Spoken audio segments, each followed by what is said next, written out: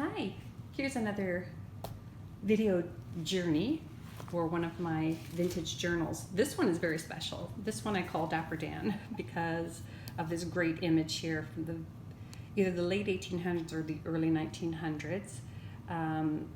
I didn't want to take away from how beautiful the back was with all the handwriting on it. This was actually peeled out of an old photo album which I rescued from a garbage. And so you can actually lift that up. You can journal under there if you want. This page here is very delicate. You can see the hand stamped page number, these antique buttons, which I got from the set of Anne with an E. They would have been in the scene where Morella does her sewing. And this page is from 1921, and it's an actual bookkeeping ledger. And I've actually used it on the spine as well. I think it's absolutely spectacular.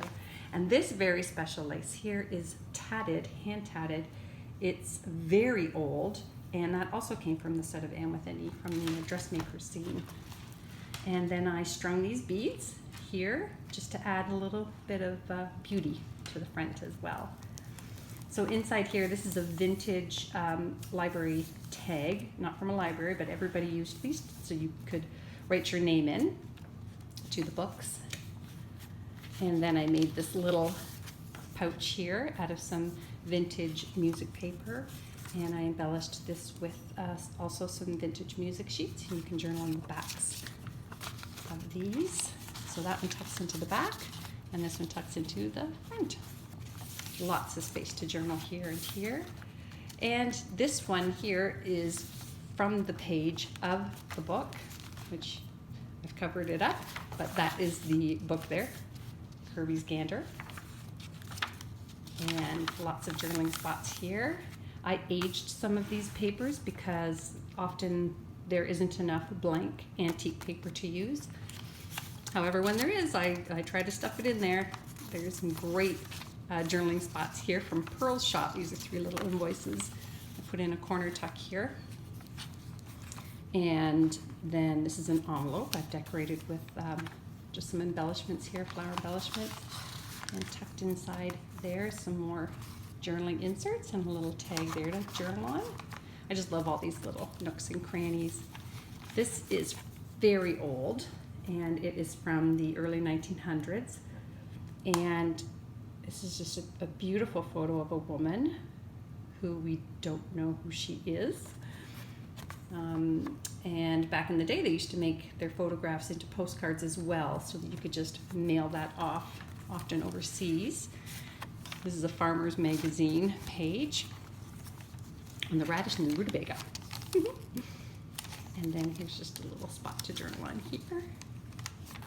And then this is a pattern insert that would have been in the package. Isn't that great? And this here is a hand-typed page. This would have been the carbon copy.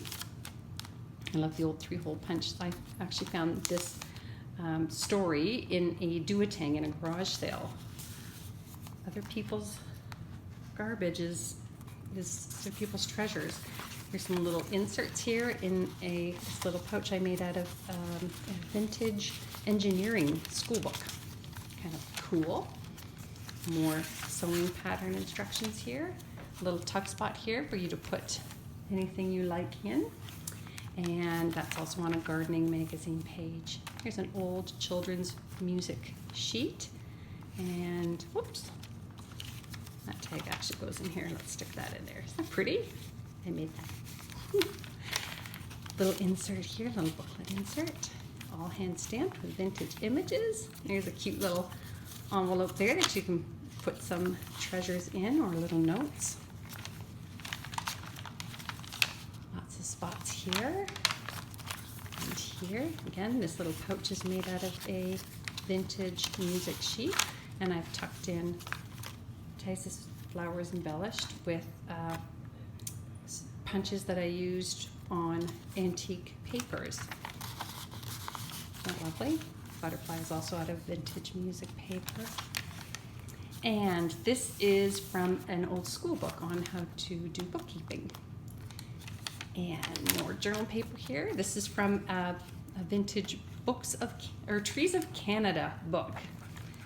And if you're as old as me, you'll remember Eaton's, the store Eaton's. This one was from Eaton's. This great pattern from the 60s. Simplicity. Isn't that fun? So it was not in good shape, so I just opened it so you can journal inside there as well. This is from a vintage bird book. Birds of North America. This one's from the 60s. And this lovely bookkeeping ledger page is from 1921. I know that because they wrote in it, and there was pages at the back of the ledger that had been unused, so I was able to reuse those. And here's a great little tag that I made. You can journal on the back of that. Another one of those Trees of Canada pages. Another journaling page here. And a beautiful laced vintage tag journal on the back there. And that's mounted on top of another one of those school book pages. There. And a music advertisement from a music book from the 20s. And a nice image here with some sentiments on the back. This is from a vintage cookbook. Another one of those 1920s ledger pages. And another cookbook, old cookbook. I put some journaling inserts here. And that's again from another old magazine. This is another music book from the 20s. It's really fun to get in there and read all of these. And that's our last journaling page. So this little guy is 3 signatures, which means he is 45 pages, and he's going for $35. First come, first served, one of a kind.